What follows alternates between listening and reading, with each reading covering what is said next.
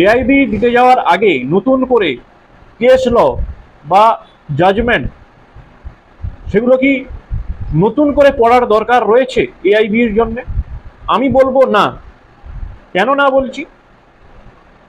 Question পেপারে যে judgement base বা কেস ল বেস কোশ্চেনগুলো আসে সেগুলো 5টা থেকে 10টা কোশ্চেন তুমি পাবে। এবারে এই 10টা কোশ্চেন কেস ল বেস, সেটা তোমার পেতে গেলে তোমাকে কতগুলো কেস ল পড়তে হবে সেটা তুমি নিজে একবার ভাবো।